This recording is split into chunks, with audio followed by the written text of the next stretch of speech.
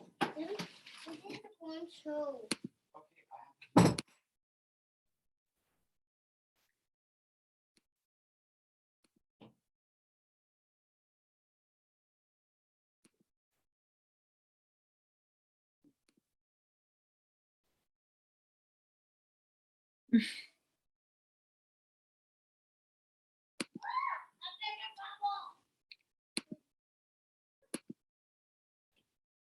don't want any of that.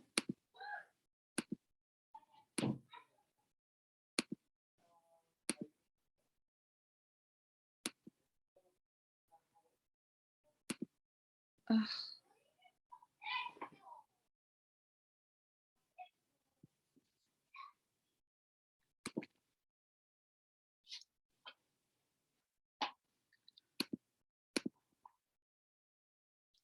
Hi there, everyone. I'm sorry about the tardiness here. I'm just trying to get everything up and my background's all wacky, so I'm so sorry. Give me a second. But welcome to the SoapBox Poets Open Mic. There I am.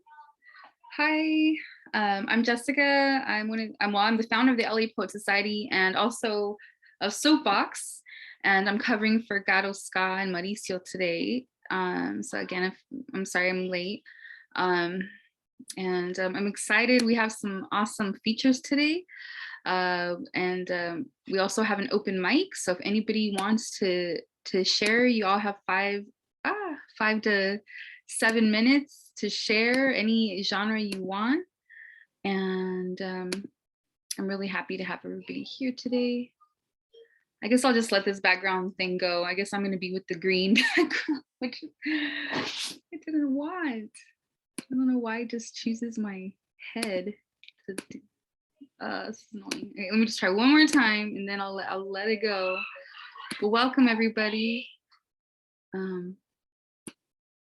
Yeah, I have no idea. I'm not a Mac kid, and like I got this Mac and it's cool, but I'm much better with the what do you call it, Windows, whatever we call it, PCs. All right, enough of that. All right, everyone. I do want to get the show started. All right, we got Abraham in the house and Karlesha. Those are our features today. Hello, everybody. If you want to share at the mic, if you can type in the word, let's see, what can be our word of the day? Snowman, happy December. So if you want to share, type in the word snowman, aside from our featured guests. All right. So let me, the way I like to do it is just have some of our feature, or not our features, but have the open mic guests in midst of the feature folks. So that's usually how I like to set it up. So again, if anybody wants to share at the mic, you can type in the word snowman in the chat box. Okay.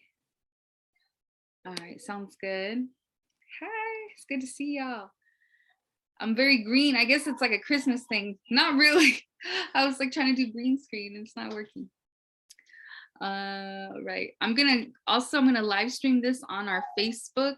So you can also tell folks if they can't join us in the Zoom today, they can join, go to the Los Angeles Poet Society page and Facebook land, and they'll be able to see it there as well. So let me get that set up and then I'll start.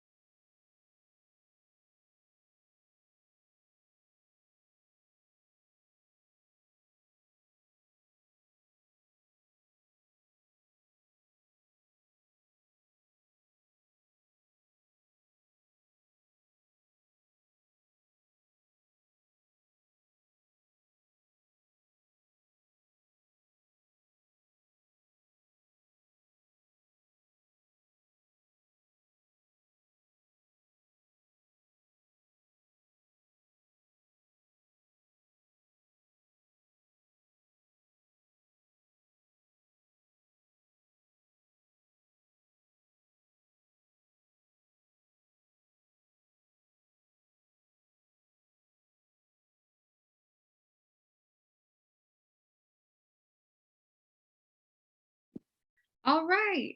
So we're streaming live on Facebook. Hello, everybody. This is a SoapBox Poets Open Mic. This is the original event, the founding action of the LA Poet Society that we did, that launched us into the world in 2009. So SoapBox Poets has a really special place in my heart. It's our baby, my baby.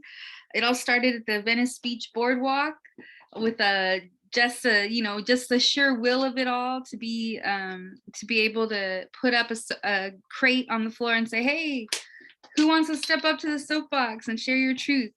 And that's where it all began. And so here we are 12 years later, and we're zooming. We've been through lots of different changes as a soapbox. Like I said, we started on Venice Beach Boardwalk, and then we moved over to North Hollywood, and we were in different coffee shops, and then we found our home back over in Venice, again in Venice at Beyond Baroque, and then took to Zoom after pandemic, right? So here we are, and I'm really excited to have you all here. All right, so we have some wonderful features today, Abraham Kimani and Carlesha Hewitt, and we have open mic. If anyone wants to share at the mic, type in the word snowman. I guess I'll go ahead and kick it off. Happy December, everyone. So this is technically our last soapbox of 2021, right? 2021, heading into, a whole new year next month. But I wanted to share a few excerpts from our publication. This is our literary journal, Acid Verse, the Acid Verse Literary Journal. We have it's online on our website, and we printed it. So this is our volume 1. We're really happy we got to launch this baby this year with the help of our editor, Rosie Alonso. This is really her vision. So she's working on putting volume 2 together. I think some of y'all in the house are going to be in volume 2. I can't wait to see it. Once it's done, we'll do a print run of that as well. And but this is Acid Verse volume 1, and I'm going to share from some other folks that are in here. And if anyone just joined us, if you want to join on the mic, type in the word snowman. And so this is called Queer Uprisings. That was the theme of this libro. And I want to share a poem from Alex Petunia. It's called Wild Love Beast, and it's in the Acid Verse. Okay, Wild Love Beast. I'm queer, like the sun kissing every cheek and the moon holding sacred all howls. I'm queer like the ocean splashing waves without fear and the river's flow inviting acceptance. I'm queer like the raven soaring in winds of honest breath and the hummingbird shimmering joy wherever it goes. I'm queer like the super blooms of courage climbing up mountainsides and the winged friends with critter friends and rooted friends all rejoicing in harmonious sway. I'm queer like I'm queer like the tender tree welcoming all life home, rubbing grizzly backs, cradling sparrow eggs, giggling in frisky squirrels. I'm queer like the feral love beast longing to belong, but misunderstood, yet vibrantly blossoming free, loving their own wild hearts into full bloom. That was Alex Petunia, Wild Love Beast. And I want to take another piece from the Acid Verse. This is written by, let's see here. All right, let's go. This is by Anna Gomez. And then check this out, full color, awesome publication. We still have copies available for $10 if you're interested. They're in our shop on lapoetsociety.org. So this is called Honeybee by Anna Gomez. There was once a honeybee. She would work day and night, seeing the dawn turn to day and the sun to moon. She would isolate herself from other bees and keep her heart lost. Yet one day she stumbled upon a sunflower. The sunflower was different. She saw life with different eyes. She cherished her spirit and light. It was the honeybee that was finally able to be and to feel, to cherish and love, and her heart, oh, her heart, how wild it loves. So that's Anna Gomez, the honeybee. All right, so those are 2 excerpts from the Acidiverse, our literary journal, and we're really excited to have volume 2 coming out soon. It's all chosen. She's just finishing the last touches so it can go to print. And, you know, we're really happy to have that as part of our family for LA Poet Society Press. All right, we got some more folks joining us. Okay, hello everybody, welcome to the Soapbox. So if anyone wants to share at the mic, you type in the word snowman into chat. And then if there's no one else that wants to share, I'll be bringing up our featured guests. And I have your bios here too, I believe, from Mauricio. So, okay, here we go. All right, so I wanted to share one more poem. This one is one of my own that was inspired by the writing prompts last month. Usually we put out writing prompts to help people on their, you know, in their writing journey. Sometimes we need inspiration. Sometimes we need those goals. Like for me, I don't get to write enough. I don't think I write nearly enough. But when we do the LA Poet Society prompts a day, I'm like, I gotta try to do them all.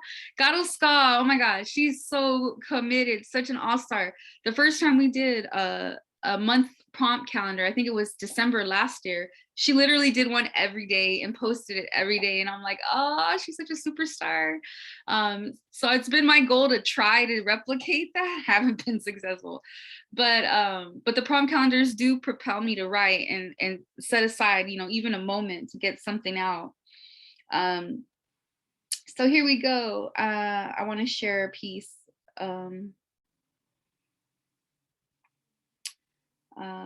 That I wrote from, it was day 3. Usually I'm good. I'm able to do the prompts for about a week and then I'm like, I don't know. I drift off. Not because I don't want to write. It's just like I get all kinds of buried. Anyway, dusk. All right. I remember fearing the dusk, the time that teeters between the warmth of sunlight and the promises of the night. A nestled uncertainty of the unseen. The disobedient eyes who peer past the light, crying to find a note of the familiar. I would walk past a park, nearing 8 years of life, holding hands with Dad and Peggy. A lonely stroll across the field, swings empty, the sheer twilight glazing the thick chains, a seesaw left in haste, the footprints heavy, marking the sand. As the chilling breeze flew by my cheek, I would stare there, across the park, into that sunset. The dread that pulled me to nightmares, from the innocence of that play yard to the beckoning of the night. I didn't understand it. I wanted to hide from it.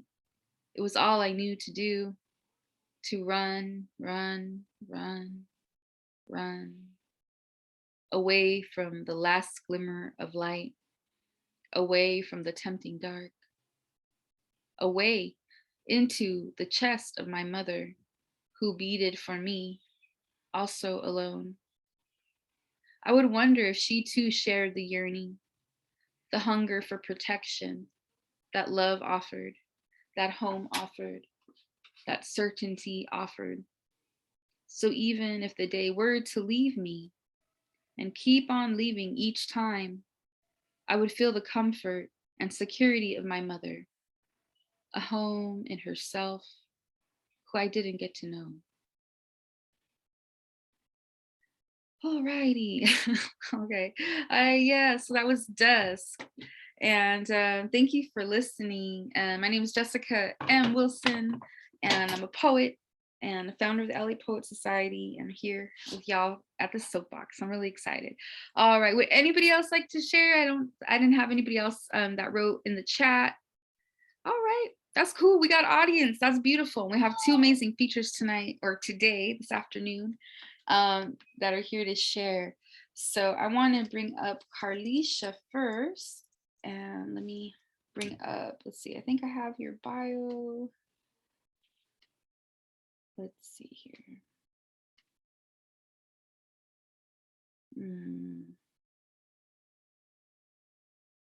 Sorry, I'm just looking because Marisa was like, I emailed you the bio, you know, so I wanted to introduce y'all properly. Karlesha.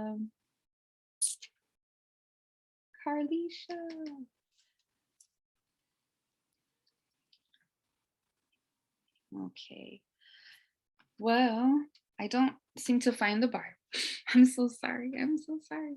But I'm really excited. I know oh hey Midnight. Yeah, no problem. Thank you for tuning in. You know, I'm just really honored. Like I said, we've been going, this is our 12th year of Soapbox, and it's just such a pleasure to be able to bring folks together. And thank you all for joining us. Carlesha Hewitt, I'm really excited to hear your work. I'm sorry that Gato, Ska, and Marisa are not available to join today. But I do want to go ahead and honor the time of everybody here, and let's go ahead and get started. I'm going to go ahead and bring you on. Are you ready to go, Miss Hewitt? Yes. All right. So you got up to 20 minutes. This is your time. And don't be shy too. If you have websites, links to your social media, plug it all in the chat as well so that we can continue to stay connected past this moment. So everyone, let's give it up for Carlesha Hewitt. Thank you. You got with this first and last name introduction. Just Karlesha's fine. Thank you. So I'm going to be doing 5 pieces if I can. And I'm going to jump right in for the sake of time, but I just want to preface this first one because I am going to start pretty heavy. Last week, Saturday, made 2 years since I lost my mother to stage 3 pancreatic cancer. So it is going to be, it's called The Most Difficult Poem I've Ever Written, and it is about loss. And so it's a kind of a trigger warning. I just want to make sure I give that to anyone who's lost someone. If maybe you're not in the space to listen to this piece, just want to make sure I warn you guys again. So because there was no introduction, just really quickly, I am a Christian faith-based spoken word artist. I'm in Long Island, New York. I do have some merchandise. There's some samples behind me. The website I will put in the chat when I finish. I also do some speaking. Thank you, Onyx. I appreciate you. I do some speaking. I do some editing, actually, of novels. I have an aunt with a publishing company. So if you want that information, you know, feel free to follow me on Instagram and we can talk about it after. At K, the letter K speaks life. So with that, this first poem is called The Most Difficult Poem I've Ever Written. Matthew 5, verse 4. Blessed are they that mourn, for they shall be comforted. But no one knows the morning like the morning. Morning is walking past the International Caribbean Seasoning Aisle at ShopRite and sobbing at the memory of you preparing a different meal every day. Mom is food. Mom is provision. Mom is home. Morning is sitting on the toilet to go and crying at the memory of helping you wipe yourself because you were too weak to do it, too sick, too frail to sit up straight. Mom is strength. Mom endured. Mom was worth it. Morning is weeping when I put on my name with my robe with my name and music notes sewn into it. You were so thoughtful, so practical, so intentional. Mom is everywhere. Mom is in everything. Mom is gone. Mom was home. I am homeless, lamenting, mourning the life I knew with you in it, yearning to breathe again, but the air, hair, and hail so different, nothing is the same. I cry often in between tasks, sometimes at work, in the car, when leaving work. It never leaves. You never leave. Like God, it's always with me, and it hurts. I hate when people tell me to talk to you, that you are with me, watching me wherever I go. You are not God, not omnipresent. You cannot be everywhere at once. You are not omnipotent. Although you left a powerful woman of God, you are not omniscient. You cannot know all things or hear my prayers. I will not pray to you. I just don't believe in talking to the dead, but I wrote this poem for you, for me, There is a trauma here that has not ceased since I first felt it. Witnessing your relentless living faith in a dying body, it hurts so much, it's like I dreamt it, and 6 months later, it's still unreal. How can my #1 champion just disappear? In the span of less than a year to a stage 3 cancer, we were all unaware until it already ravaged you, taking 100+ pounds of you with it. Without your cheeks, the structure of your face finally told the world I was your child. I always wanted to look like you. Only now I can't be proud because when I see me, I remember a suffering you, a shrinking body with a growing faith, a pain ungodly, yet his saving grace gave us a good hospital to conquer cancer in. Without health insurance, God provided still. You spoke of a future bright for me, even with cancer in your pancreas, right there in your heart. God abided still, sovereign over chemo's radiation, and you were faithful unto death, never wanting to die alone. So God allowed us to be present with you in the hospice wing for your last and final breaths. What a merciful God, orchestrating new jobs and financial stability amid your departure. Your favor flowed down when your spirit ascended up. Wish I knew the whole story, but I know I'm not strong enough, because to know what I know, that I have to miss you forever, is unbearable. There is no other earthen vessel that is comparable. I am in awe of the woman you were in silence. With no audience, you wrote encouragements to others and to you. In between the lines on sticky notes, journal pages, and pads, I inherited this gift of expression from you, and I'm so grateful. Grateful that I am who I am because you were my mother. You are my love story. You kept me sane. You kept me my secrets. You had me covered. We had each other. You were my home. And now you've gone home to Creator for eternity. So when I call, you are not coming. Instead, your flesh is underground now, lying in a green pasture at a cemetery, wanting for nothing. But there is living faith right where you left it. There is godly wisdom right where you left it. In your children, in your family, in your friends. Your legacy transcends life. Your legacy transcends death. That's that piece. Thank you, guys. So this next piece I'm going to do is around fear, overcoming fear. It's called Black Swimmer. I'm trying to find it. I've had a fear-based relationship with water. And so I took a trip to Florida for my birthday in August, and I was able to jet ski for the first time, and it was amazing. So if you haven't done that, please go jet ski. It's amazing, even if you're afraid. So this poem, it was inspired by that experience of feeling like I overcame the fear of swimming. So, Black Swimmer. Fear has lied to me since the day I first met her. She is bondage, strong holding the mind to inaction. Where fantasies paint progress alive and overcoming obstacles, she is still. Her heart beats of distrust, no coming to fruitions and her distractions. There is water here. Glorious strong blues beating against a billion grains, and fear screamed at me. Since I was 16 years old, she told me I couldn't swim, said I would drown if I tried, said I was unprepared for crinkly hair and white stares, said there's no such thing as Black girls who swim, so I pretended not to want to. But inside, I cried. Black women I witnessed in swimsuits never dived in, but remained unchanged outside, modeling confidence not to be deflated by the tide, and fear forced them to force feed fear on me. I want the opportunity to fail at swimming while Black. At least then I know I gave freedom a chance. Just once let joy be, bursting flutterly outside of my skin. Through radiant brown confidence, let courage win, let fearlessness in. I want to be the kind of Black girl who swims. I want to be the kind of Black girl who swims. The kind who's not surprised by God's promises fulfilled. When I come up for air, my locks won't need repair. Instead, they'll stand as ovation. An amen corner to limbs that learn to dance in water. And all fair declared I couldn't be. I'm proud of me.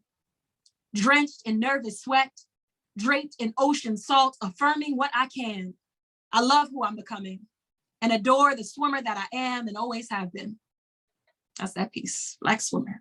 Thank you, thank you, thank you.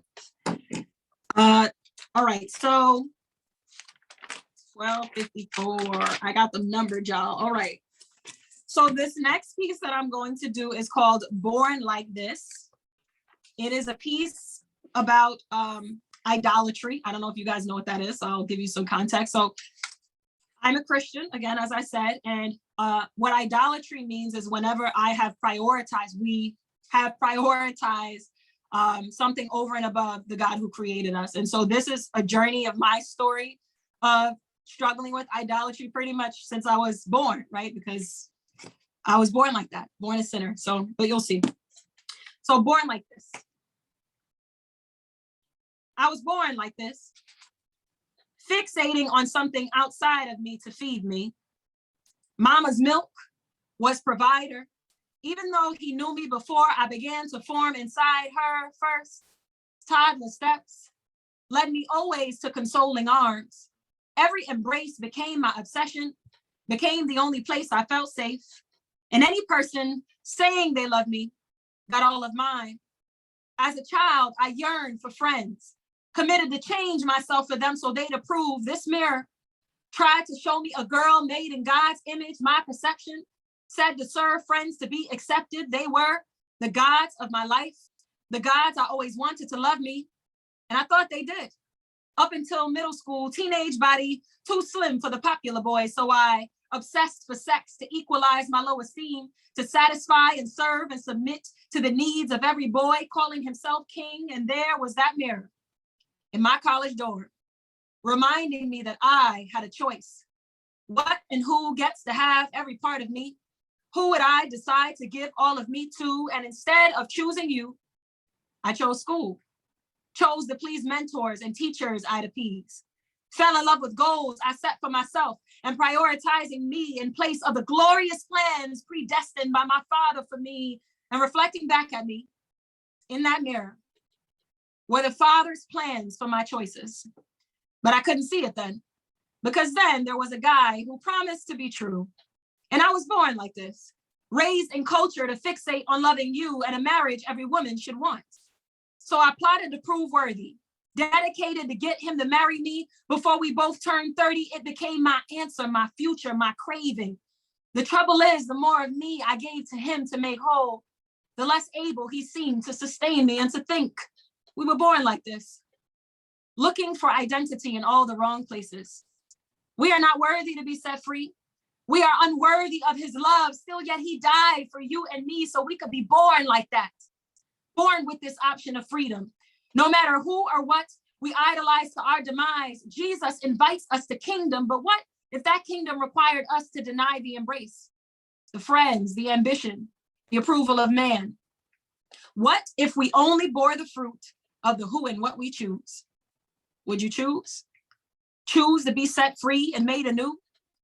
Or would you refuse and choose to remain the exact same way you came, just as you were the day you were born? We have a choice. See, we were born like this, but does that mean we have to die like this? That's that piece. Thank you. All right, so I'm going to pivot. So my pieces, the ones that I just did, if you caught a bit of a theme, it surrounds identity, whether it be identity in loss, identity in Christ, identity in confidence, right? And fearlessness. But it's all about struggles of the self, right? Like things that we just all go through, whether you believe in what I believe in or not. Like I'm sure there are things that are relatable to you. And so I'm pivoting now because I'm a Black woman. I'm a Jamaican American Black woman. And so I'm pivoting to race.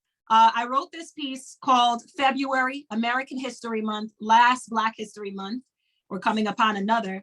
And it just expresses a little bit about my frustrations with that day. So yeah, that's all the context you need, I guess. So February, American History Month. Raise your hands if you were born into a racial group who needs a month. Not because you're unworthy of a year, but because that melanin that made your skin sweet like chocolate tinted brown gold like caramel wafers, velvet yellow, or burnt orange like a bright summer sun. If you had one drop of that in your genetic pool just over a century ago, you would be valued at 10% more than half of human. Determined to be imbecile, dangerous, inclined to harm others. So at least for a month, just 28 days of the shortest month each year. My Black and brown cohorts will not be the only ones who see me. We will not be the only ones who see each other. In this time, we spotlight Black hands that built a booming nation, raised Black and white bodies on those beautiful chocolate brown backs. The great-great-grandson or granddaughter of that Black back wit invented Black magic in the form of the 3-light traffic light Garrett Morgan built to get you home safely, America. This month needs you to see your history in the form of Alexander Miles's automatic elevator doors you walk through safely, America. Black and brown minds transcend your history. The magnificent, God-appointed contributions to your today now deserve your pause, deserve a second look, deserve Negro History Week's maturation with Black History Month. And one day, I pray 128-day span won't be the only time you need to reminisce Black history as your own. Oh, my America, your America. One day, I pray we will rewrite the history portrayed as truth so that Black history can be seen as American history. And the month of February won't be the only proof that all that Brown has done for you truly meant something to you. Happy American History Month. That's that piece. Woo!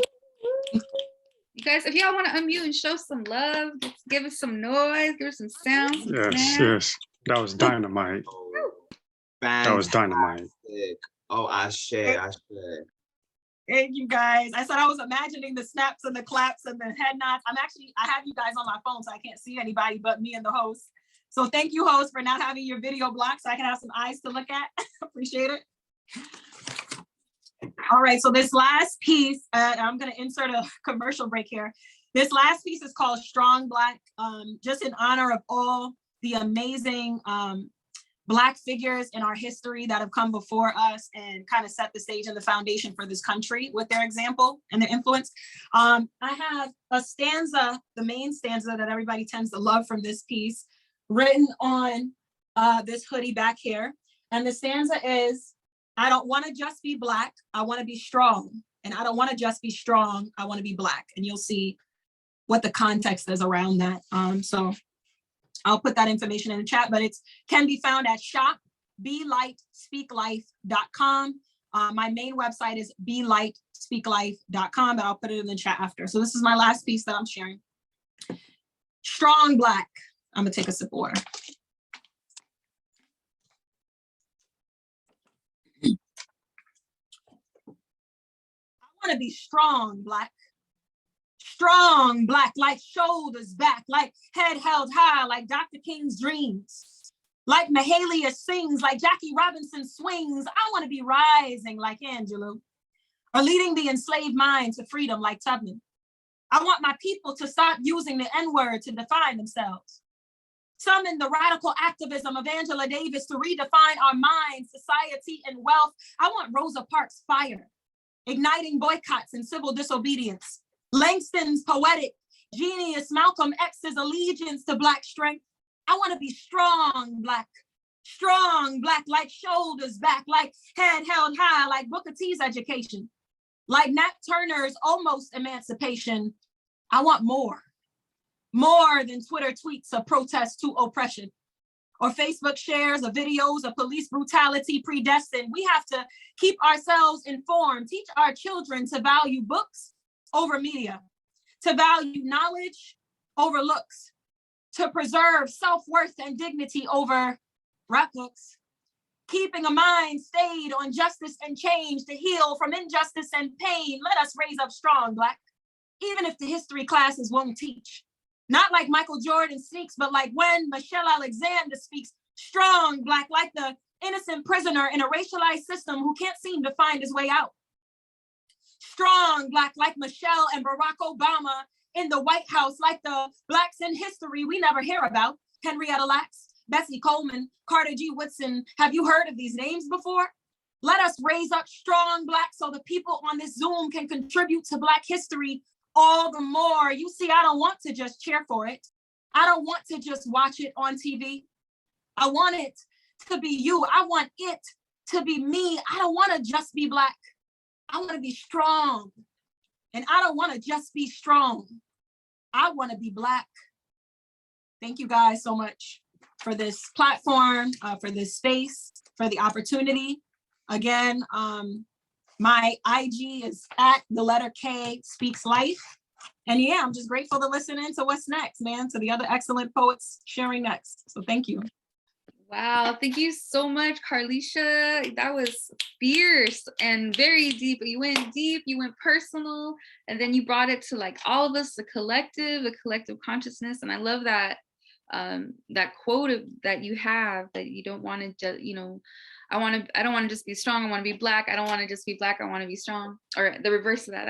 That's power. I'm like, I want to get some, like, I want to get that shirt for my students too, my young students. I'm like, that is so empowering. Let's hear it for Karlesha, everyone. You can unmute, show some love. I did find her website also in the, I put that link in the chat, but I think you mentioned another site. Feel free to put all that info and how folks can support and stay connected. But that was a wonderful set. All right, let's hear it. That was dope, Karlesha. That was dope. Girl, you got me lighting some sage. Woo! Thank you. Awesome, beautiful, beautiful. And if anyone wants to share, would like to share at the mic, y'all have about 5 minutes, 5 to 7, any genre. If you want to share, type in snowman in the chat box.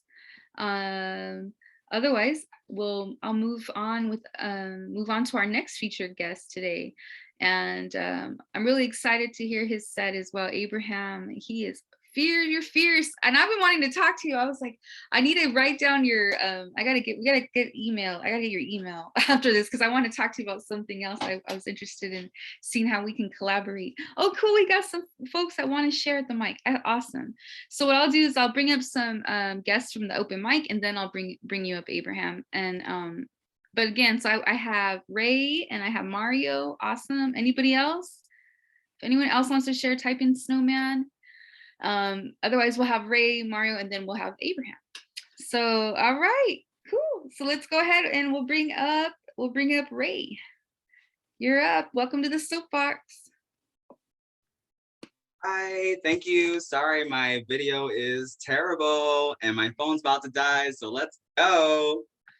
You can find me at Ray Did This. I am so inspired to just read. This is my poem. It's called To Be a Pokemon Master.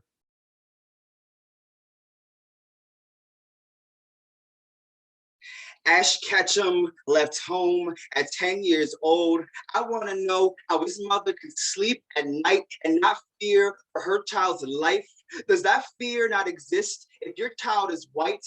I want to know how Ash Ketchum at 10 years old left home to become a Pokemon master. How we can travel from region to region, enslaving and trading the most precious life on this planet. Ash Ketchum left home at 10 years old. Tamir Rice was 12, Emmett Till 14, Darian Hunt 22, not a child, but still somebody's baby. Ash Ketchum, 10 years old, when he learned that white boys are protected by Officer Jenny. Dylan Roof learned that at 20. Ash Ketchum, 10 years old, when he learned that white boys can play vigilante. Kyle Rittenhouse, 17. Ash Ketchum, 10, when he learned that Team Rocket were the bad guys. I ain't never seen no black guy working for Team Rocket. All I see are white guys buying up my island, enslaving and trading the most precious life on this planet. How many generations of white families are still profiting off of slavery?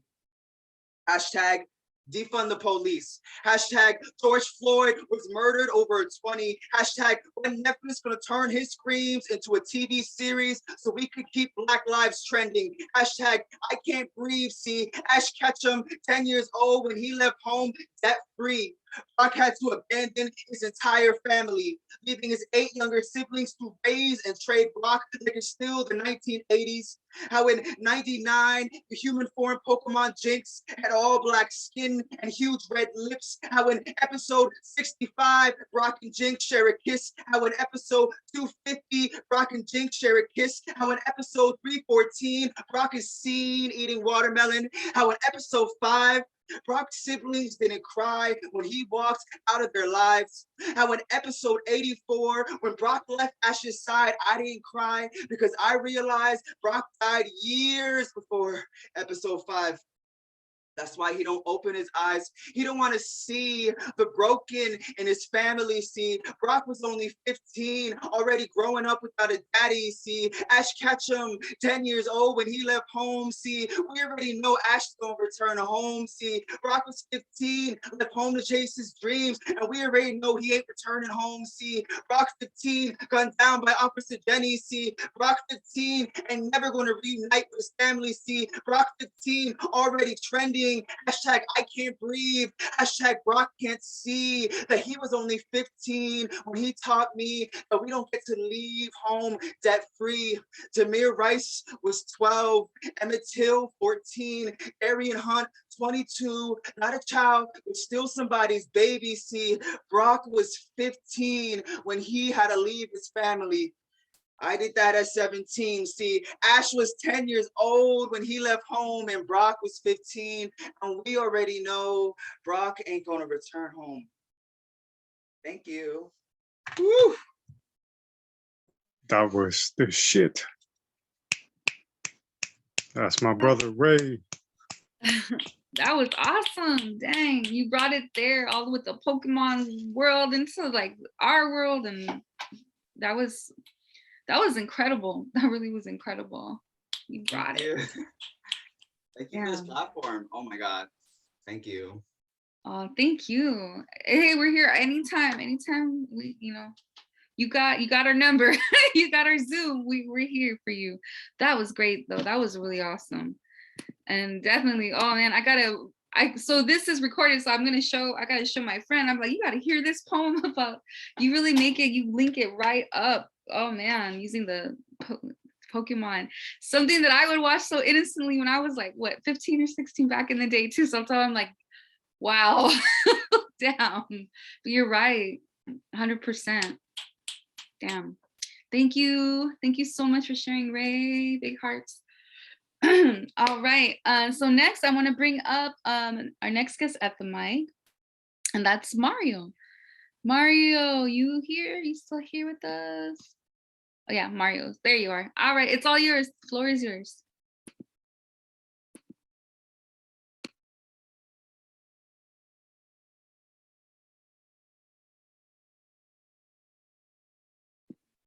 Oh, you need to unmute. I'm sorry, we couldn't hear you. Oh, can you hear me now? Yeah, there you go. Go ahead, from the top. Okay. From the top. Welcome. I was gonna say thank you for having me too. I like this platform. This is new to me. I'm like a baby to this. I just came home from prison for 6 years, and I'm in a halfway house currently. And we're definitely trying to join the community. Okay. This poem is called Lost Child. I said, I do this for the ghettos, the imprisoned rebels, the lower levels, the 10-year-old clearing your driveway in the cold with a broken shovel. Better treat him right, or he'll be back to steal your bike. Wonder if they ever wonder what his life was like. Wonder no more, because half of them kids aren't even living no more. What they could have done was measureless, because when this is where you're from, you become dexterous. Oh, watch the pivot, how I switch from ignorant. Just because you haven't taught me shit, excuse my language, doesn't mean I'm nitwit. Yeah, he learned no limits. Master P the teacher, and I'm the feature, and you're the future. Don't let prison defeat you. Find reading a leisure. Your mind is fruitful. Open your eyes, blind and beautiful. Now crime seducing you, and time subduing you. Said open your eyes. Okay, that's a little something I have. Mario, that's my first name. My name is Influential Finesse. Influential Finesse on Instagram. You can follow me. I could share another if you like.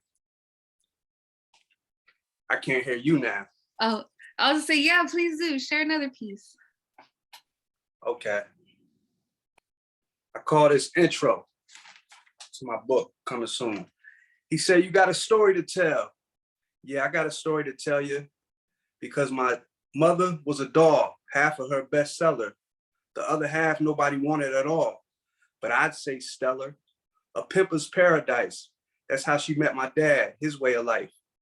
Most would say it was bad, marketing ladies, cocaine seller, but it was the fad, 70s and 80s. Complexion yeller, my story of glory from hell, like living in a cellar, chained to dumbbells, meaning he's gonna fail. Donald Goines must have been writing about me, I thumbnailed, not glorifying the horrifying for he who is not impressed with it. Now use your imagination. You can figure out the rest of it. Yeah, that's all I have for tonight. Thank y'all at Influential Finesse. Thank y'all very much. Appreciate it. Thank you. I found you. I put your name there in the chat, your Instagram. So Welcome. awesome. Welcome. Yeah, that was Thank you. truth. I love it. Truth bombs, and I'm glad you're out and you're sharing and that you're connecting with us. And stay with us too. You found your home. One of the folks in our network is I don't know if you're familiar with Luis J. Rodriguez, but you know, he went through some stuff as a youth, drugs, gangs, and all that, and changed his life around with writing and books. Well, anyway, fast forward, it's been decades and decades and decades. But you know, one of the things he does to this day is he goes to the prisons and works with the population and with writing and using poetry and using just expression to help the healing process and just bring things to light. So you know, we definitely, you know, like I said, you found family here with us. And I'm glad, like, keep sharing. There's lots of other groups too that, you know, bring the word forward to help other youth that are struggling and trying to get out of the lifestyle and all that stuff. So yeah, we'll stay connected, but thank you. And yeah, I plugged in your Instagram. Everybody else, yeah, definitely plug your Instagrams, plug your websites, you know, how folks can connect with you and support. I don't know how to do that. I just downloaded Zoom like 20 minutes ago.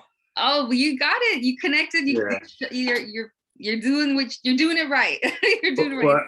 But thank you. Let's make the world a better place. Thank y'all. Yeah. Peace. Yeah. You can find me out or however. Thank you so much, Mario. Influential Finesse. Yes. Good night. Awesome. Excellent. All right, this is the SoapBox Poets Open Mic, everybody. Happy Sunday. Thank you all for being here. Happy December. Our last soapbox of 2021. I'm like, next month, 2022, who's ready for that? Let's see what kind of goodness that brings. If anybody else would like to share at the mic or at the open mic, type in the word snowman.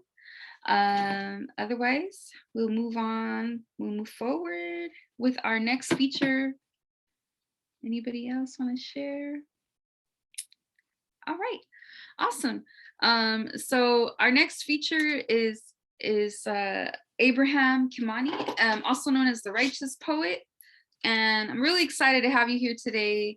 And you know, you joined up with LA Poet Society a few months back, and I've seen how active you've been and showing up, and you know, you have some real heavy poems as well. Honestly, I love poems that are just of truth, things that people, you know, we have in common, but folks are afraid to say or don't know how to say it. And there's some people can just say it like with like a stick of dynamite, like boom, you know, and it's just like, it feels so relieving, and it just makes, at least for me personally, makes me feel like, you know, that I'm not alone, and I admire the folks that can say these things that are so true about living in this lifetime, like experiencing this, you know, system that we all live within and everything.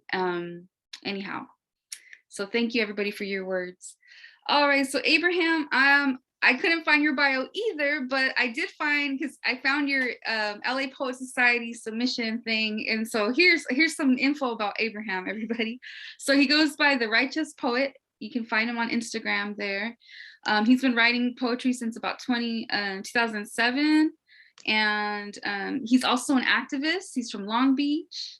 And he's been performing at different open mics and working with different literary organizations. And he's been more active with LA Poet Society. And I hope we can meet up soon too. That would be really awesome to meet up in the flesh one of these days. But he's an awesome poet, activist, artivist. So I'm gonna go ahead and pass the time on over to Abraham Kimani. Everybody, let's hear it for Abraham. Floor is yours. Yes, thank you, Jessica. And greetings to everyone in here. Karlesha, you're dynamite. Ray, Mario, you guys are dynamite as always. So I got several pieces. I'm not going to count how many I'm going to do. I'll just see. Well, I've been getting 20 minutes, so it's 3. So this one I wrote a few months ago, and it describes my political beliefs. I consider myself an independent. I don't like the Democrats nor the Republicans. They're one and the same. So this one is called Vote for Independence. I am neither left wing nor right wing, but I do have a left and right wing to fly over the left and right wing, reach my final destination, the free state of independence, free from the Democrats and Republicans, because I pledge no allegiance to their red and blue flags of the United States of America. Their capitalist parties are nothing more than political gangsters, much worse than the Bloods and Crips put together, selling red and blue pills people buy every day, taking overdoses. We have 2 problems on our hands, donkeys and elephants in our room, vying for our ballots. One pretends not to be a racist. The other is an outright white supremacist. Some covered in black and brown skin, killing people who look like them. In these streets, handing out middle fingers to social justice warriors, talking about refund the police and reparations for descendants of slave owners, wanting to liberally conserve the tradition of slavery and Jim Crow with impunity. I am neither conservative nor liberal, but I am a conservative liberal, a Christianized radical, a radicalized Christian who believe in the traditional trinity of revolution, liberation, and justice for all who suffered oppression due to their race, class, gender, and sexuality, who believe that freedom belongs to everybody, not just wealthy heterosexual white men, who believe that the ownership of property and produce belongs to those who toil with their with their hands, heads, and hearts in their respective fields, who believe this is not an American dream, but a human right that shall come to pass in the constitutional trinity's names of life, liberty, and happiness. Why do I feel the way I feel, think the way I think, and act the way I act? Because I am hotter than red, purer than white, and more loyal than blue. To put it in simple English, because I am Black, a descendant from Africans, mainly from Nigeria and Cameroon, who were not brought here on their own free will, who were American-born citizens, long denied of their civil rights, who were human beings treated more inhumanely than animals. 3/5 of my blood is Black, but don't get it fucked up. I am a whole human being, not a number on the electoral scoreboard of your high-stakes political con game. My ancestors were granted the right to vote under the 15th Amendment of the US Constitution, only to lose this citizenship right in the South for nearly 100 years before taking their rights back in 1965. To commemorate the struggle of my ancestors reclaiming the booth, I will continue to exercise my constitutionally Black right not to cast a ballot for red or blue, because I will always vote for independence. That's that piece. This next two I did for a theme for Trisha De Jesus's Vocabulary Open Mic back in October. It was on Motown. So I wrote two poems that contain a number of different Motown classic hits back in the 60s and 70s. This one is called Goodbye Motown. I've been bathing in a pool full of lonely teardrops since I lost my baby to two lovers. But the scent of my girl, Sherry Amore, really got a hold on me so tight, I could not wipe off memories of us dancing in the street on the corner of Cloud 9 and Psychedelic Shack in the midst of a heat wave, traveling 25 miles an hour, spinning rapidly in a ball of confusion. Oh, how I wish it would rain so heavy, the puddles will disguise the tracks of my tears as I hitchhike without pride and joy to shop around for a new love at Beechwood 45789, only to see Mr. Postman beat me to the punch and marry Bernadette. As I fell on my knees, shedding the tears of a clown, my mother told me, son, stop in the name of love. You've been giving yourself nothing but heartaches, being at war with yourself over what? Standing in the shadows of love not reciprocated? Boy, do you not understand you can't hurry love? I replied, yes, mama, it's a shame. I haven't learned this golden lesson because I've been too busy thinking about my baby, how that devil in a blue dress got me wanting to be back with her real quick as I replay, I'm gonna make you love me, hoping someday we'll be together. Or is it just my imagination running away with me? If so, I must pack my bags and say, goodbye, Motown. And this one is called Motown Proposal. For once in my life, I will get ready to kneel in front of you and propose marriage because you are the sunshine of my life. More than a part-time lover, the way you do the things you do left me no other choice but to humble myself, sugar pie, honey bunch. I ain't too proud to beg you, please be my lawfully wedded wife. This ain't no joke, baby, I'm for real. You're my everything, and I'm terribly afraid of losing you to Mr. Jimmy Mack.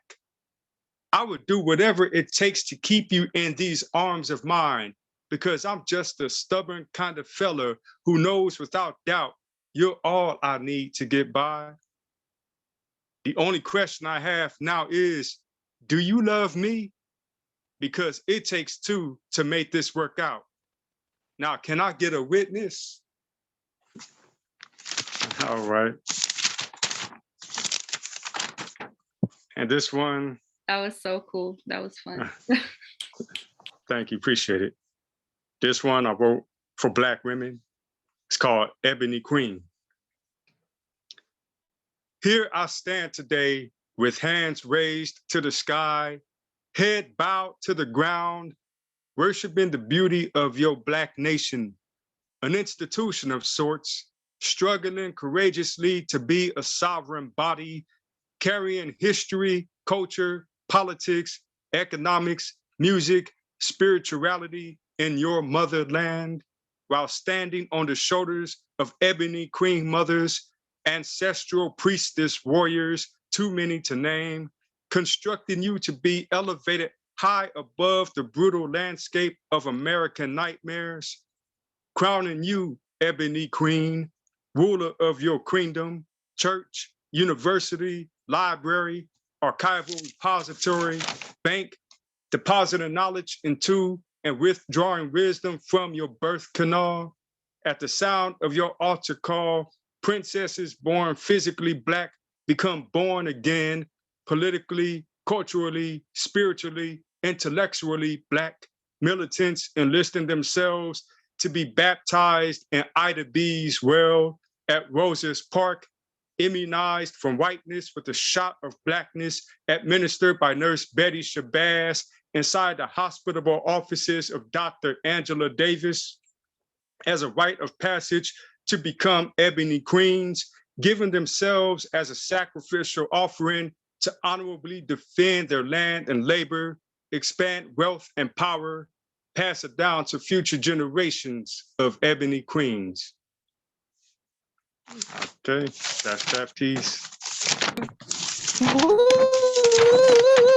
Love that, love that. Thank you, Karlesha, appreciate it. And this one, I have fun writing this one. It's called If Fucking English is a Grammatical Error. Can I be free, black as I wanna be, make English my bitch without having to code switch, own her like a business, fuck her European linguistics so hard she would shout from the top of her lungs to please fill her mouth with cum on her native tongue? Sometimes I cannot help but wonder if I am making a huge blunder, spelling disaster on her lips, rubbing it in with her fingertips. If we happen to be found in a classroom fooling around, will she confess to the administration that she consented to oral penetration until she squirted milk and honey from her capitalist country?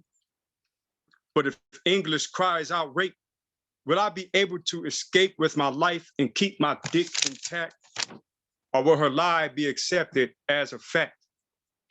Will the linguistic police throw my ass in jail, never to be released by the judge on bail? If fucking English is a grammatical error that comes with a price for not being repentant, then my one last wish is to finger fuck my professor in her ass, not once, but twice, before serving a death sentence. And that's just my attitude on the English language itself. That's that one. And let me see. I got a few more. Oh yes, I wrote this one for my wife. She's in Kenya right now with our kids and her mother.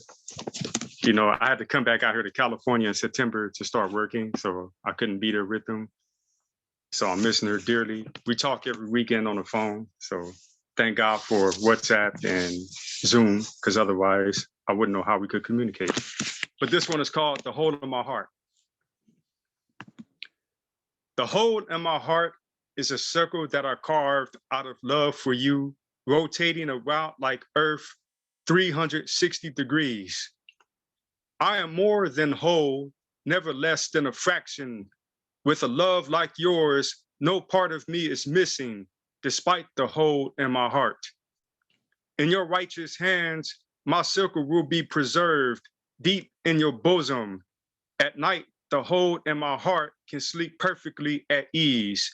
Dreaming of the day we will be reunited, hold each other tight while dancing in the circle made from the hole in my heart. And that's that piece. And this is one of my favorite ones I've written.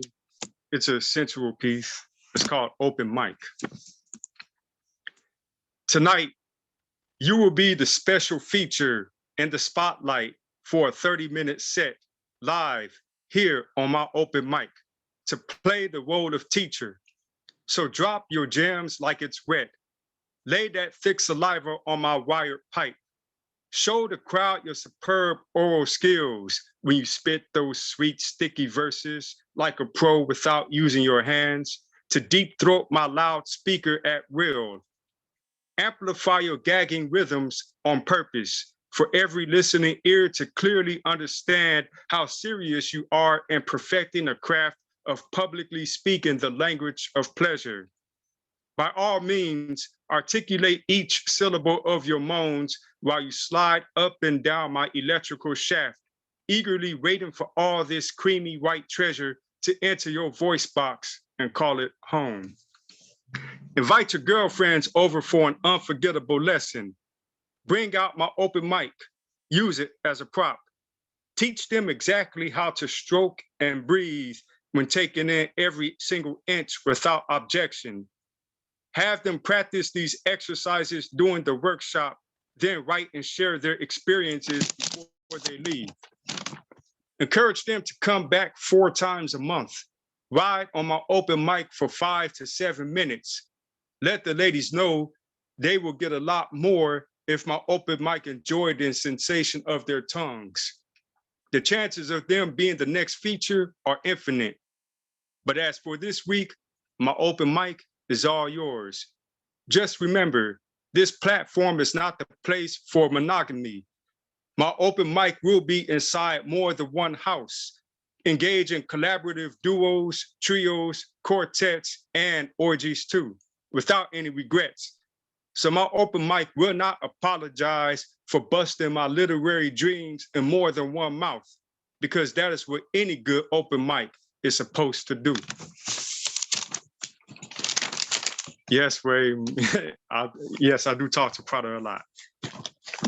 I got 5 minutes left, so I'm gonna do a couple more. This one is called Gentlemen. Gentlemen, explain to me, what the fuck does it mean to be gentlemen in a toxically masculine society that frowns on gentlemen for being gentlemen? These two words compounded into one seem to have polar opposite meanings. Like gentle is soft, but men are hard. Like gentle is weak, but men are strong. Like gentle is fragile, but men are unbreakable. This is both real and bullshit at the same time.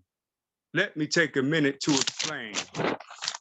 Gentle men do have soft ass hearts and hard ass penises at the same time. Gentle men do have weak ass bodies and strong ass minds at the same time. Gentle men do have fragile ass feelings and unbreakable ass spirits at the same time. So gentlemen, explain to me, what the fuck does it mean to be gentlemen in a toxically masculine society that frowns on gentlemen for being gentlemen? Because these two words compounded into one still seem to have polar opposite meanings. Like gentle is slow, but men are fast. Like gentle is passive, but men are aggressive. Like gentle is sensitive, but men are insensitive. Well, this too is both real and bullshit at the same time. Please let me take 1 more minute to explain. Gentle men are slow to open a woman's legs, but are fast to open doors for a woman at the same time. Gentle men are passive in accepting love and commitment, but are aggressive in rejecting lust and infidelity at the same time. Gentle men are sensitive enough to cry when betrayed, but are insensitive enough to kill betrayal at the same time. This concludes my explanation of the definition of true gentlemen.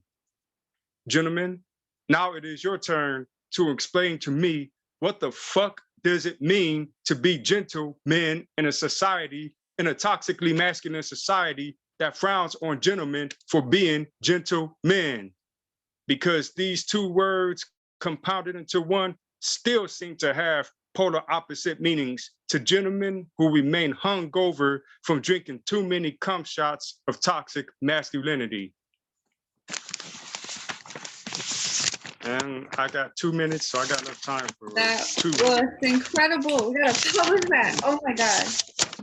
All right, so So cool. I started writing sonnets, which is something I've never done before. So I have 2 that I'm gonna share. This one is called Faith, and these are both written for my wife. Faith is an invisible beauty queen. I cuddle tight every single night. We lie in bed and fall asleep between a full moonlit sunset and broad daylight. When I wake up to feel her gentle touch, press on my lips with sweet black fingertips, dishing out multiple servings of love with grade A honey-scented breath that sticks to my immortal soul after each kiss, blown from afar, tickles every star, circulating around my head with bliss, as our twirling tongues continue to spar back and forth, exchanging musical notes, dripping romantic quotes, soothing sore throats. Okay. And this one is, I just finished writing it earlier today. It's called A Love Letter from My Slithering Tongue. A love letter from my slithering tongue passionately produces heavy rain to shower you with black verses unsung, thoroughly washing and rinsing your brain as I make preparations to sizzle your thoughts, running around a heart-shaped track. My wagging tongue follows suit to drizzle you up and down, head to toe, front and back, side to side with my clear permanent ink, seeping through your flesh to enter your soul, indulging in this salivating drink to quench your thirst is the #1 goal. My multi-talented tongue will achieve, mailing gifts of pleasure you shall receive. And that's that said.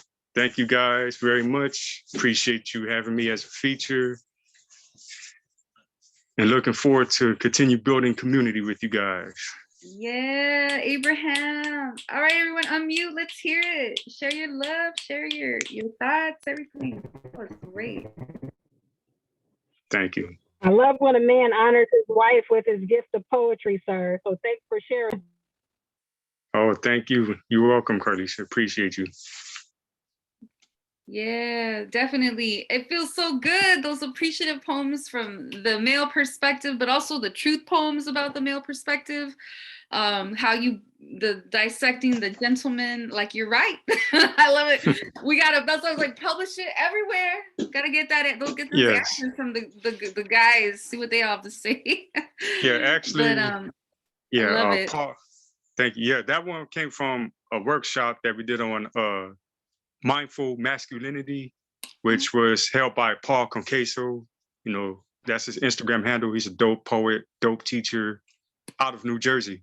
Oh, wow. So yeah, he had only attended one of the 3 workshops, but that's great. You got a gem out of it. That's for sure. Mindful masculinity, as you said. Yeah, I love that. Yeah. That's the concept, because I feel like, you know, growing up in the society, you know, we're just, as well as youth, we're going along with the ride, kind of being if they're paying attention. I know folks get busy. Yes. Oh yes, hard, but you know, my brother Ray just, you know, made a correction. He led the workshop, but it was through Art Defined, which is a production by Peggy Robles Alvarado. So I just wanted to, you know, thank you, Ray. Appreciate you. Yeah, thank you. Yes, thank you everybody here. Thank you folks for supporting our artists today and being here at the Soapbox. And such solid features. I want to thank Gato, Scott, and Mauricio for linking y'all in and bringing it together today. That was fierce. Both of you were wonderful, and it's just an honor to have you here and hold space with you. And you know, and yeah, definitely stay in touch. Share your information in the chat box. I want to share one more poem. We'll close up, and if anybody else wants to share, we have some time. If you do want to share another poem, or if you want, if anybody wants to share now, it hasn't gone up. I want to close with a poem from our other book, Los Angeles Poets for Justice, a document for the people. LA Poet Society, you know, we're 12 years old, but last year, in the midst of all the crazy of 2020, we started our own small press. Boom, boom, LA Poet Society Press. And the first work out of that press is this anthology. This is, you know, with what happened to George Floyd, with, you know, people being taken and being murdered and being violated, and we're all at home in pandemic, you know, and you're being told to stay home, don't do anything. It was just like, it was painful. Like, you can't just not do anything to help, you know. At least there's some of us wired that way. Like I'm someone that can't just stay home and not help, you know, the fight. Like I want to. So as an effort to help the fight, we started the press, and this book was a call for work to all humanity, you know, with what happened to George Floyd. basically Black folks being killed at the hands of police, all this system, this unjust system. Like, we need to hear from everybody. So we're really honored that folks came through. We have contributions from youth in this book. We have poets, we have art, we have photographs from people that were at the different rallies and different actions that were taking place. We hear from white folks, we hear from Black folks, indigenous, like everybody's coming here to share truth. And I feel it's very important to hear from all sides because it helps to clear confusion. It gives us a chance to understand each other, but also to see each other. Like, we need to hear the white folks that say, I stand with Black Lives Matter. I need to, we need to hear from youth that say, hey, I'm a young person of color and dang, I'm seeing black and brown kids getting caged and killed. Like, what does that mean for me? We need to hear that. And more people outside of our circles, because we are the poets, we are the truth tellers. But beyond that, the people, the regular folks that are at home or watching TV and listening to all that media, these words, we're honored to be the catalyst to publish these words, but people need to hear the truth, man. People need to hear it, and we need to know that people stand by justice. So we dedicated this book to George Floyd, Ahmaud Arbery, Breonna Taylor, and Dijon Kizzee.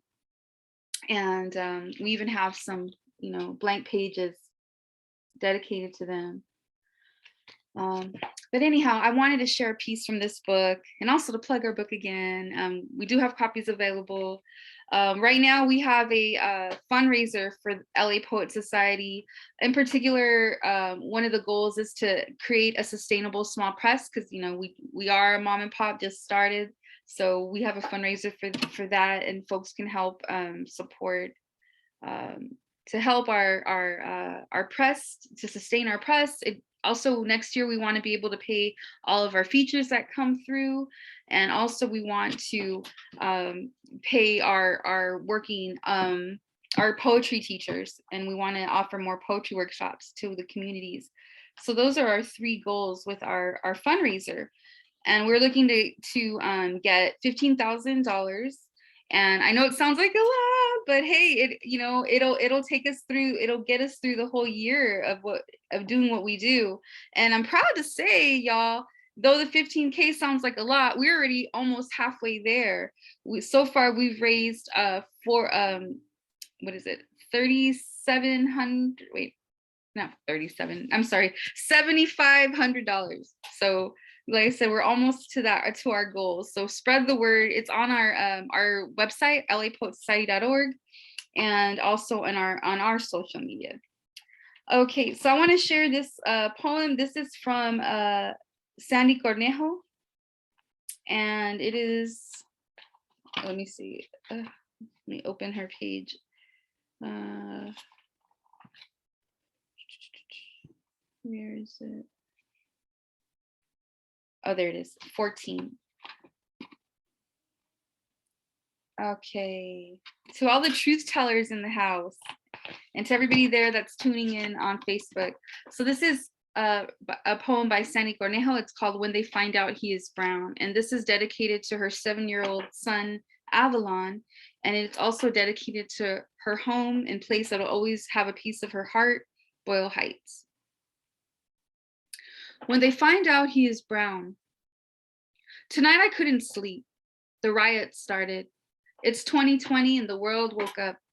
My son found out he was the wrong color and cried, "I don't want them to shoot me, mama." At that moment, I broke.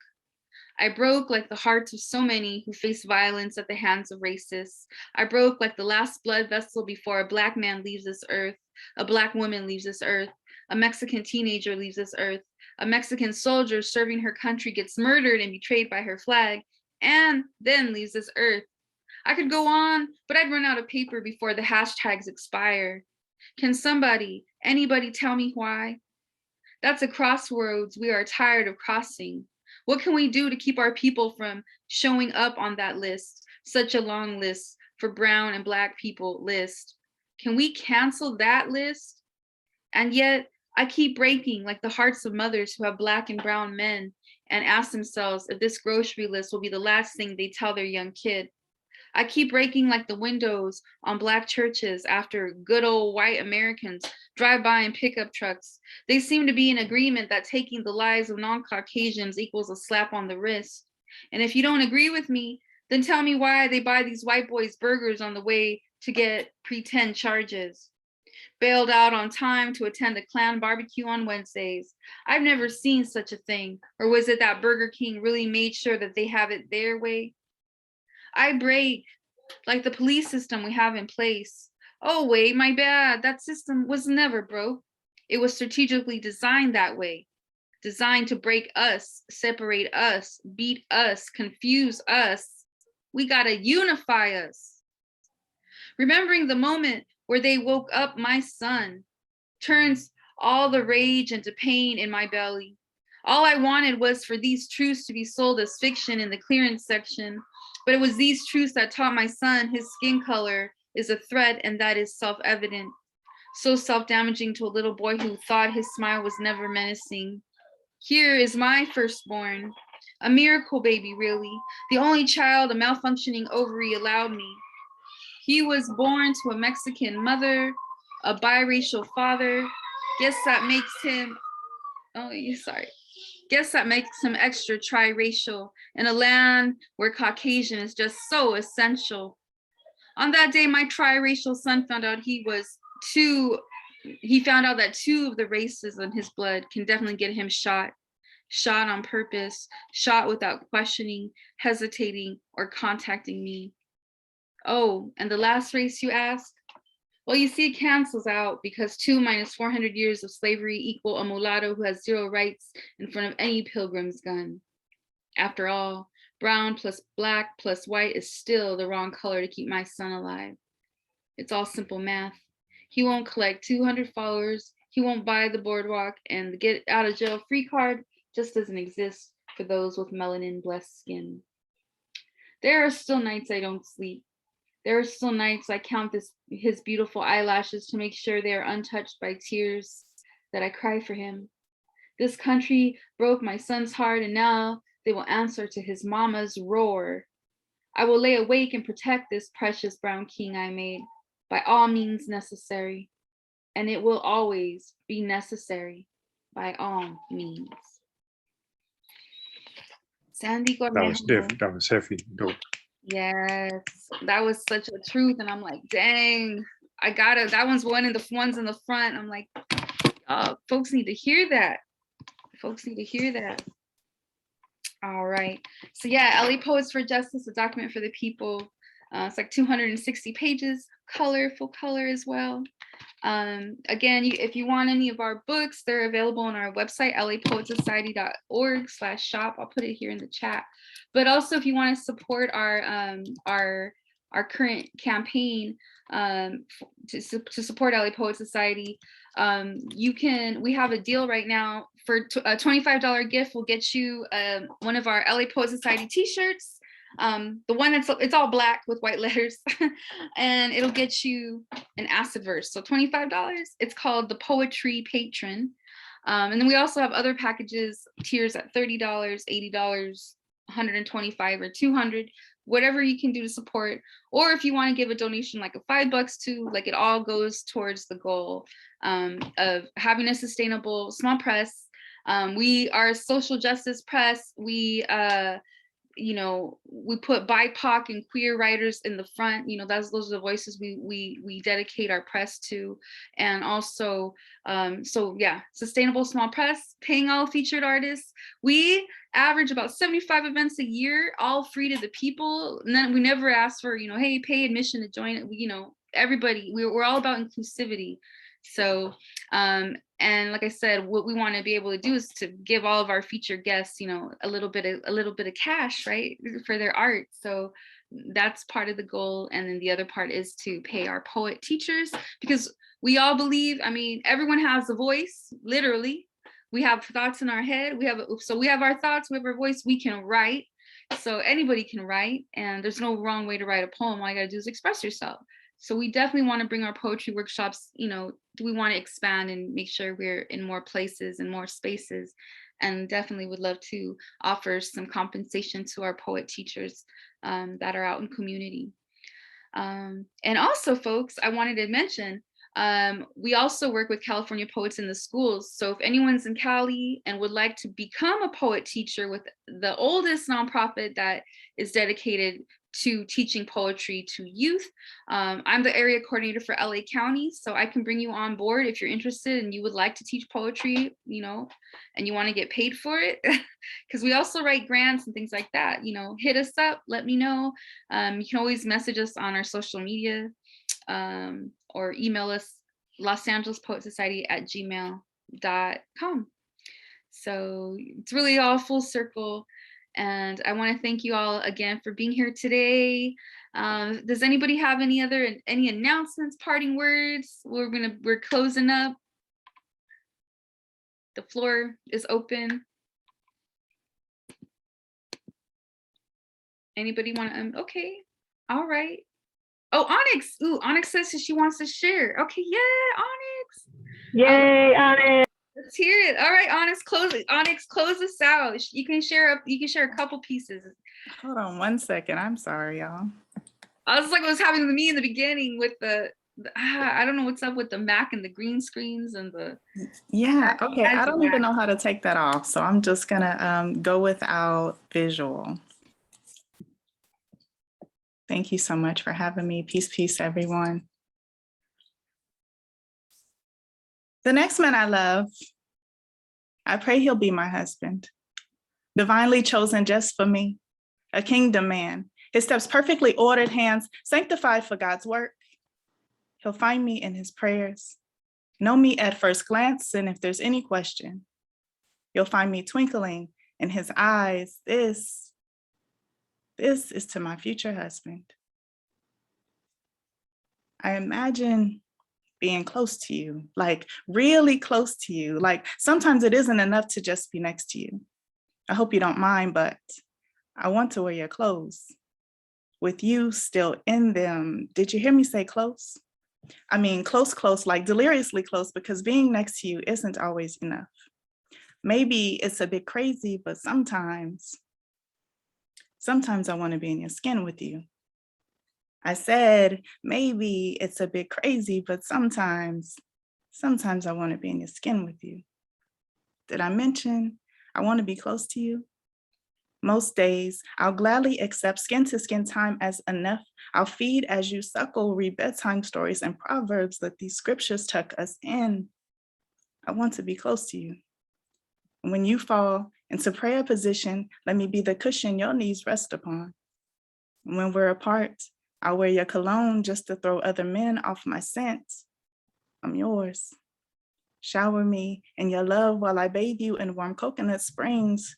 Pour myself into a glass for you. This drunken love is of sober mind. Sip me slow. Swish me around your tongue. Breathe me deep. I want to linger in your throat. Coat every hair in your nostrils. I want to be close to you. Thank you so much, y'all. That was dope. Yeah, That's like, that was beautiful, super intimate. That's like two flesh becoming one. Yeah, I love it. I want to step inside your skin. I know that feeling too. Like you want to just like absorb, like that's such a weird vibe that when you're in that state, like you're like, I just want, I don't know, you want to be, yeah, you want to blend into each other. Yes. Love it. I love it. Okay, actually we have someone else that wants to share. This is great. And it's like, let's go. Like, oh yeah, I want to go. Okay, so I'm happy. Let's again give some more snaps to Onyx. Big love. Maybe they could share their IG. Super. Oh yeah, so if you could share your Instagram, you can put your IG in the chat. That'd be great, and everyone can stay connected. Yeah, go ahead and plug that in there. And then I want to bring up Miss Estella Victoria Cuadero. Hello. Love you.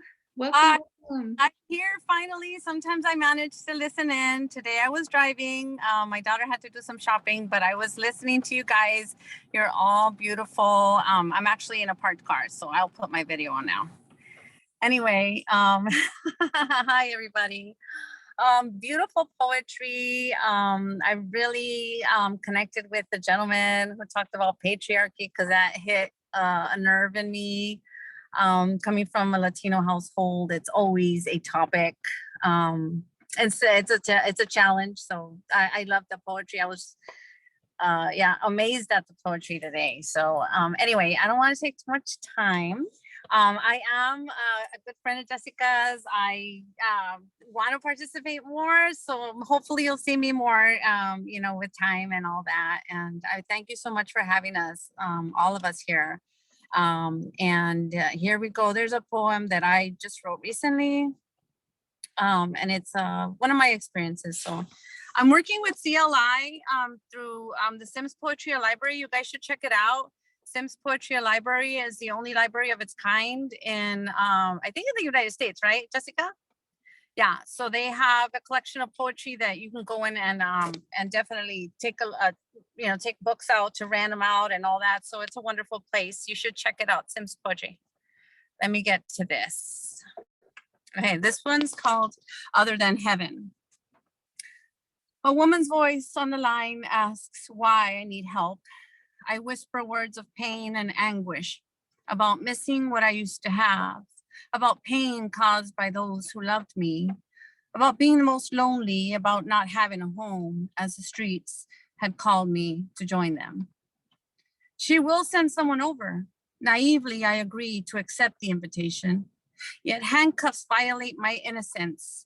My chin drops to kiss my chest. A Crown Victoria takes me there.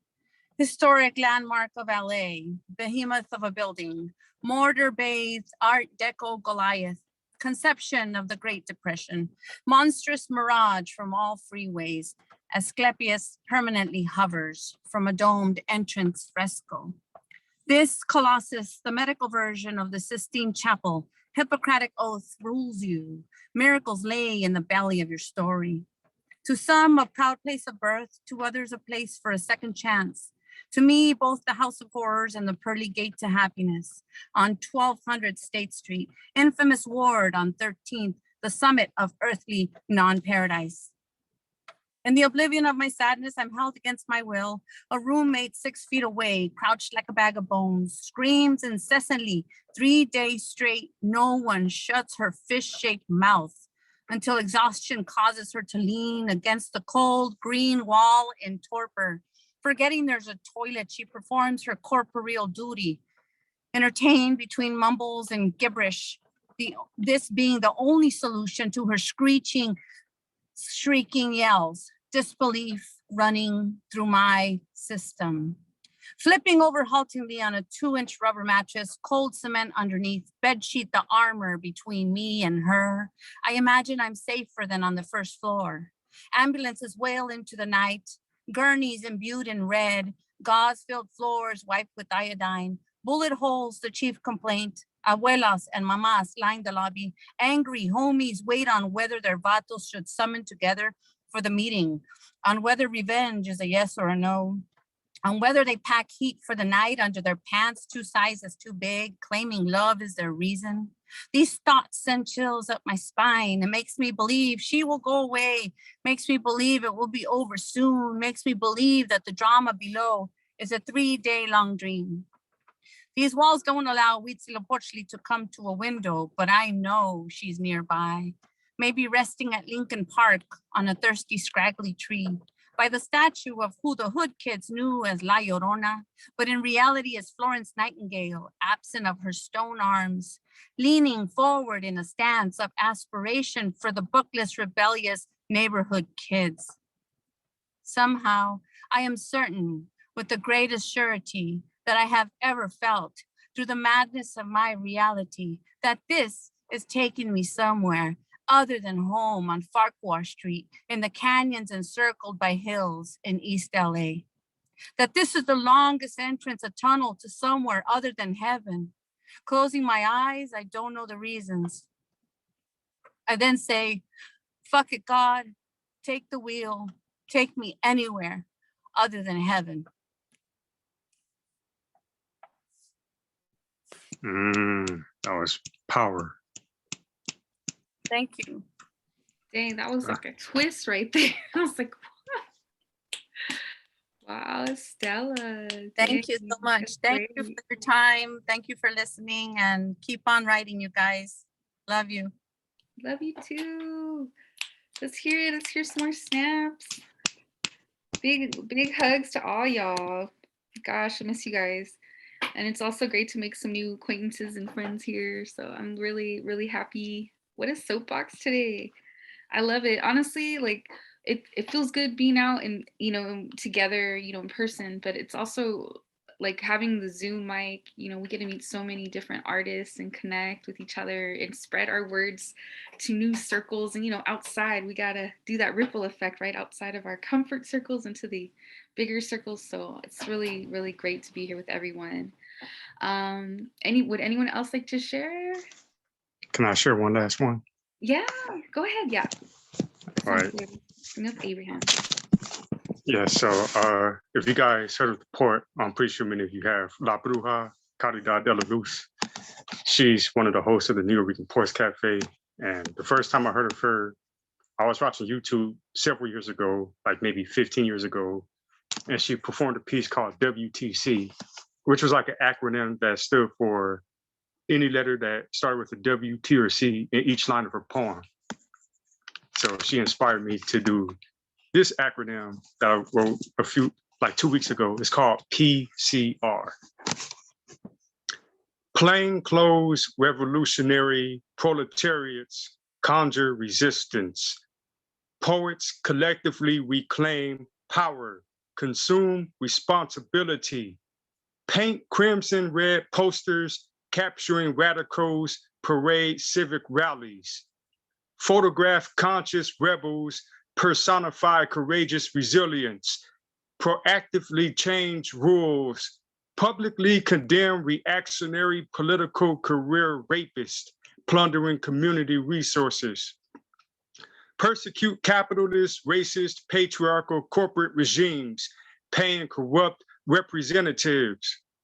Progressive citizens rise, pursue civil rights, passionately chant reparations, pray Christ reply, positively confirm receipts, penning checks received, partake calculating risk, proceed canceling reruns, portraying callous regressive pimps controlling republics, puppets concede readily, performing conservative recitals, preaching carceral reforms, provide corrective rehabilitation, punishing civilians regularly, printing cover-up reports, protecting criminally repulsive plantation cops religiously, plotting counterinsurgency reprisals.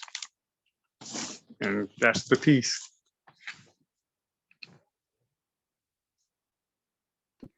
That's awesome. Woo! Awesome. Yeah, thank you, Abraham. I love it. I love you. You just got that. You got so much strength and like the force behind your words. Like you're really such a great artivist, you know, really like awesome stuff.